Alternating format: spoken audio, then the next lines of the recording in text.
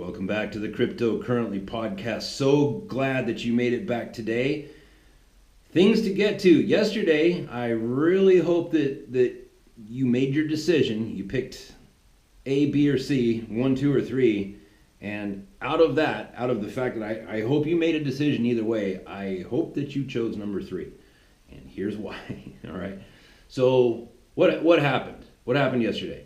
The market bounced. It looks like it hit its low, and that low is just a smidge over 400 billion in market capitalization. Now let's do the math from yesterday.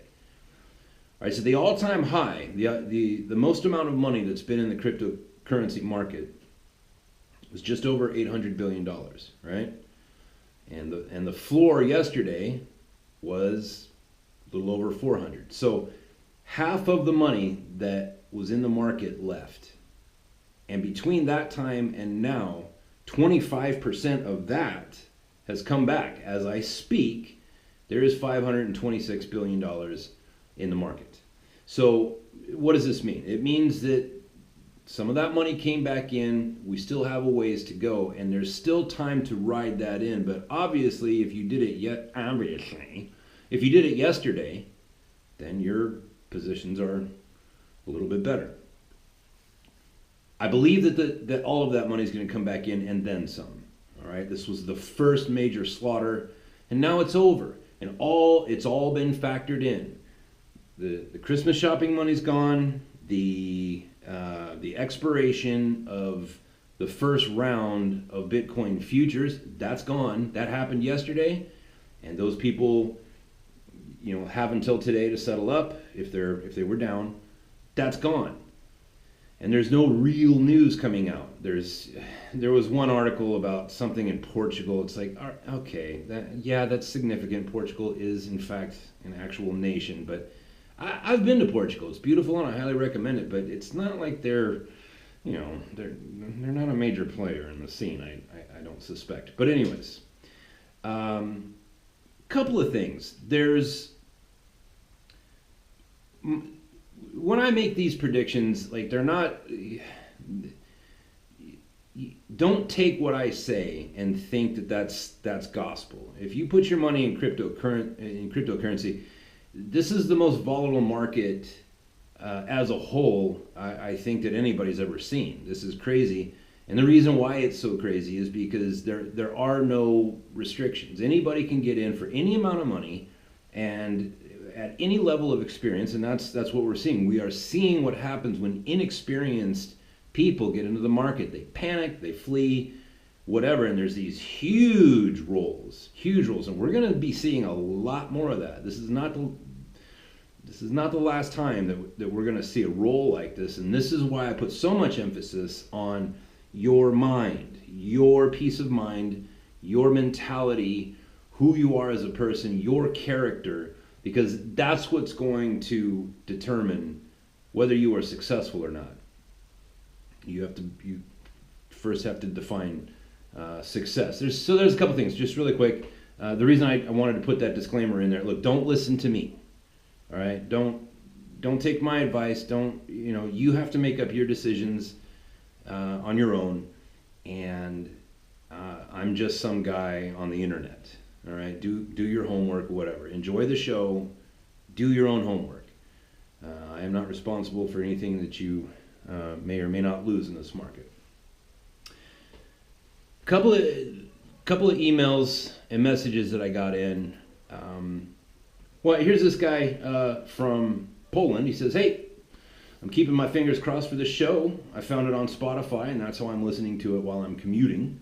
I really appreciate the way how you share your knowledge. You're not promoting mountains of gold. You're pointing out risks and working on proper mindset of listeners. Highly appreciate it. Keep doing the good work. I'll be back." Hey, thanks, guy from Poland. Ilalako, I think is. I probably butchered that. Sorry. Yeah, I'm not promising mountains of gold. I'm sharing my personal experience as a trader, so that hopefully, you can glean from that and make more informed decisions. Here's another one. Was very much looking forward to your perspective on the last couple of days. Thank you for making a stellar video. Keep it up, man. I'm loving how you're getting more subscribers every day. That's true. I am getting more subscribers every day, and pretty soon I'm going to be able to walk around and say obnoxious things like, "Do you know who I am?" Goes on to say, if I had more capital, I would absolutely invest. Oh boy, you guys know how I hate that word.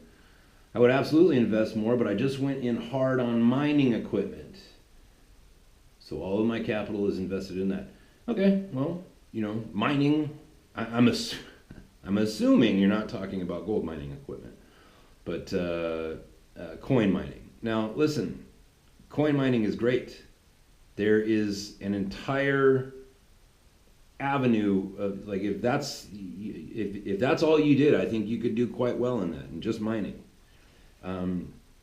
It's like we say in trading commodities, there's a barrel of oil, and then there's a cracked barrel of oil. And what that means is, when you talk about a cracked barrel, you're talking about products: unleaded gasoline, heating oil, airplane fuel. That's what a cracked barrel is. So cryptocurrencies, there's a crack to it. All right, there's the cryptocurrencies themselves, and then there's all of the sort of ancillary things like mining and actually investing in Amazon.com, predicting that more people will turn to them for security. Those are side things, and if one of those things makes more sense to you, then that's what you should do.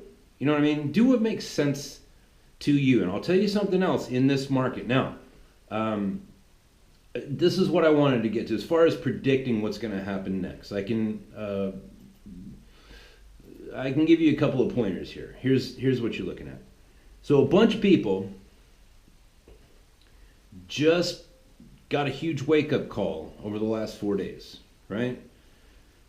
And one thing I want you to keep in mind is that however you feel right now, however you feel, not think, but feel, that is universal, okay? Everybody that is sitting on the sidelines right now, like if you didn't buy in yesterday, then it's because you were a little less confident about your timing, and you wanted to wait to see what happened next before you did anything. Okay, you're all right. Everybody's thinking that way. I'm sorry, not thinking. Everybody's feeling that way.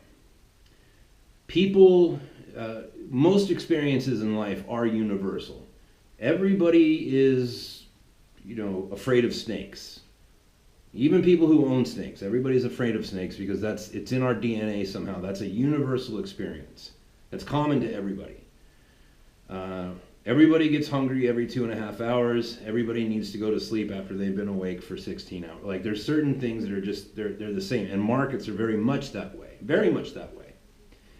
And everybody that got manhandled over the last few days, they feel exactly like you do right now. And that's why I was putting the emphasis on decision number 3 yesterday, is because if you think the market's going to go up, then you need to be the first in, the first to act. And so if you acted yesterday, that's worked out pretty well for you.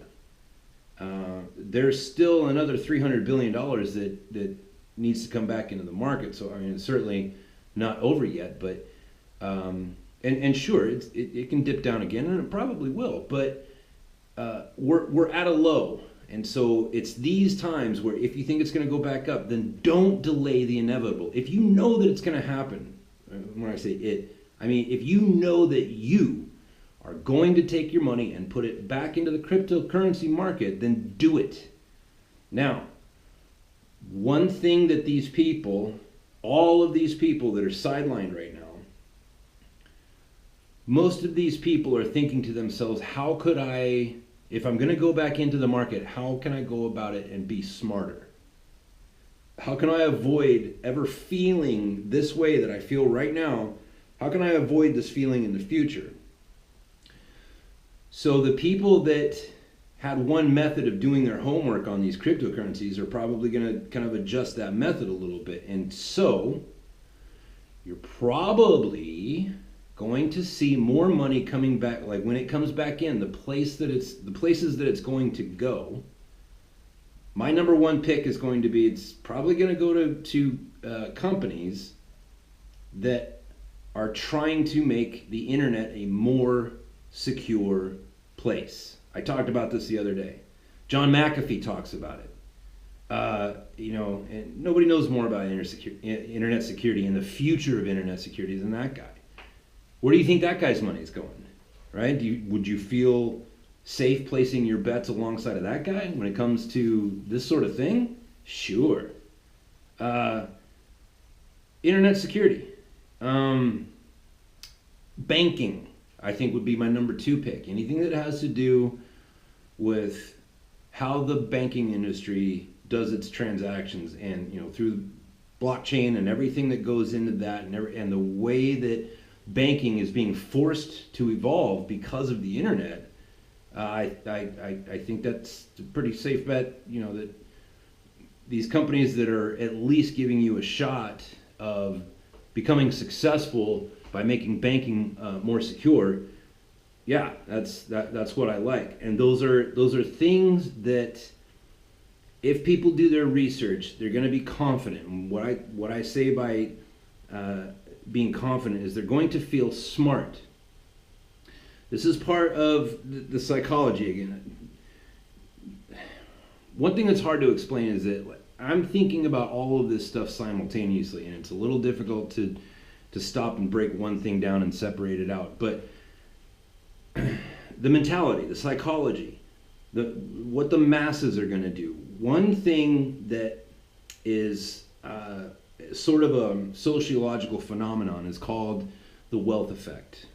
The wealth effect. All right? If you hang out with somebody who's super rich, all right, let's say you go to a fancy party where it's a black tie affair, and everybody's dressed to the nines, and they're serving lobster and champagne or whatever. Like, if you're in a room full of rich people, I don't care if you're flat ass broke, like, you are going to feel wealthier. So that's part of the wealth effect. These are very simple concepts. It goes way deeper, but that's the wealth effect. All right. The same principle applies to, like, if you're in a room full of, MIT graduates and Nobel laureates and those kind of people, you will feel smarter, even though you're not smarter and you're not richer for being with the rich people. That's just the effect that it has. Okay. People don't like to feel stupid. That's why you see, in the political spectrum, in America, particularly in America right now, you see a lot of people doing some very weird, even violent things. And the baffling part of it is that when it's been shown to them that they are wrong, it's like, dude, you just hit a guy in the head with a bike lock. Like, you are wrong. Even when those people are shown that, they double down. Isn't that weird? Have you ever stopped and asked yourself, like, why does this happen? Not why, like, in an angry way, but like to sit back, remove yourself emotionally from it and say, why does this happen? Why is it that somebody who could do such a horrible thing, why would they double down and try to fortify their position when clearly not only are they wrong, but everybody has come in and said, no, dude, you're wrong. And you're going to go to jail now because you did something that was wrong. We have laws. The reason why is because none of us, you and me, and that bike lock guy and whoever else, nobody ever wants to admit or even acknowledge that they were wrong because it feels bad. It's an insult to our pride, to our ego. By the way, real quick, this is why you need to get into everything from Jordan B. Peterson, okay? End quote. Nobody wants to feel wrong. Nobody wants to feel stupid. We want to feel smart. We want to feel rich. We want to feel justified. And if you want to come into these markets, y'all better learn humility. Humility is the new gluten-free. All right, it's the new. you need to learn humility. It's good for you.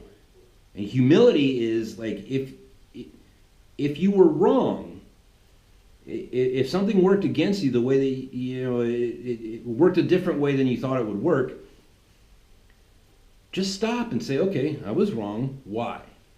Why was I wrong? What happened? What was it in my methodology that led to me being wrong?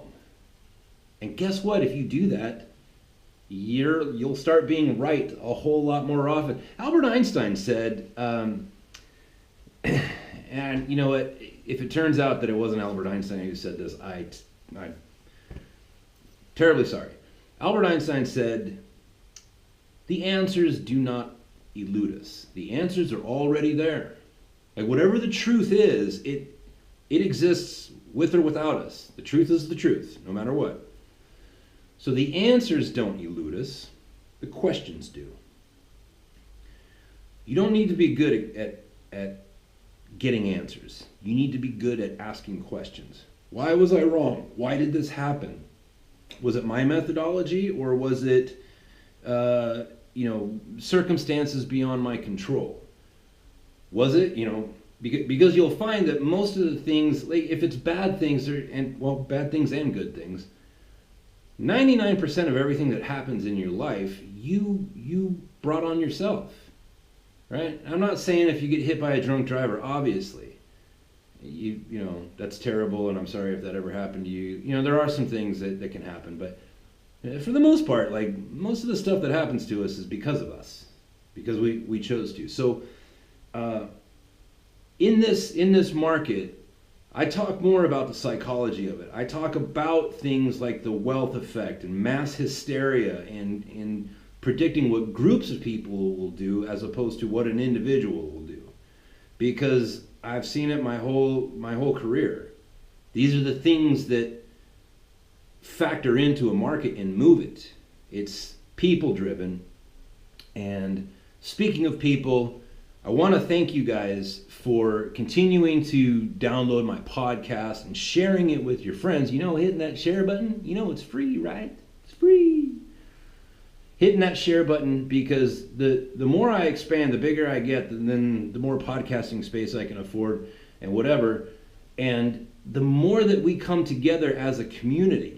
And that's what I like. That's why I liked Andy's email yesterday, because he was talking about, like, I'm doing this with my friends. These are people I know. And I told them what you said, and they broke my balls, and whatever. Like that's how guys get when they're hanging out. And I want more of that. I want you guys to talk to one another, talk to me, ask me questions or even give me tips. I had another guy yesterday. This is I want to read this last one to you before I let you go. He goes, and this is listener Brian on my Twitter. He says, "Hey Pete, are stocks going up? If so, do you suppose that maybe one of the reasons that we're seeing a dip in cryptocurrencies across the board?" I think I read that wrong. "Hey Peter, stocks going up. If so, do you suppose that maybe one of the reasons we are seeing a dip in cryptocurrencies across the..." Oh, he just didn't put the punctuation. "It's unnerving how similar the dips are to each other. Whales dumping? Quote unquote, question mark." Okay, listen, I like that, because he used a very powerful word in there, unnerving. All right, unnerving. That's what people are feeling right now. All around the world, everybody who's in cryptocurrencies or has been in cryptocurrencies for the last 4 months, everybody right now is feeling, just like you feel, unnerved. And if you're going to be in the most volatile market on the planet right now, nerves is what you need. You cannot be unnerved. You have to be steady. It's like when you watch that show, the crab fisherman show. What is that? Deadliest Catch, right? When they're out on the ocean, right there by the Bering Strait, and they show you the footage of the ocean. Man, that sea looks like it's just going to swallow that boat up whole. It's crazy. Well, you wouldn't want, I can't remember those captains' names, but you wouldn't want that guy losing his nerve if you were on that boat, would you? No, you need a guy at the helm that's got his nerves about him. And that's what you are. You're the guy at the helm. And this is, the cryptocurrency market is the sea, and your money is the ship. You cannot be unnerved right now. You can't second guess, okay? You shouldn't be guessing at all. Like I broke it down yesterday. Look, there's 3 decisions that you can make. Cash out and walk away is number 1. Hold on for dear life and do nothing else. That's number 2. Both the thing that those 2 decisions have in common is they're both a decision to do nothing, and it's fine. I'm not saying that's bad. That's what you choose. Then it's good. Option number 3: buy on the dips. Now, whatever you decide, you pick that and you do that. But don't sit around and paper trade and that's paper trading is masturbation for math nerds. Okay, don't do it. Put your money in or don't, but decide and be clear on that, because you'll find that ability to make decisions is huge. Last thing, Amazon.com, people. Do you shop there? Real quick, stop doing that. Here's what you do. You go on to archadvocate.com. Archadvocate has a hyphen in the middle, archadvocate.com. It's not the prettiest website just yet, I'm working on it, but if you go to the top left, there's an Amazon banner. So if you're just going to normally do your Amazon shopping anyways, you're going to go buy a book, you're going to buy a pair of shoes, whatever. Top left, click on the Amazon banner, it just redirects you to Amazon.com, and then they give me just a smidge of the price of what you were going to normally pay anyways. So it puts a little dough in my pockets. Free for you, supports the show, everybody wins. And once you're done with your purchase and they give you the little confirmation thingy, write into the show, give me a thought or two, tell me what you bought, and I won't obviously read the confirmation number, and I will read your email on the show, thus making you famous, right? I'm talking like Kim Kardashian famous. That's how it works. Thank you for listening to the show. I'm gonna do a YouTube show either today or tomorrow on actual picks. I've been putting that off because I've been trying to build the show and do social media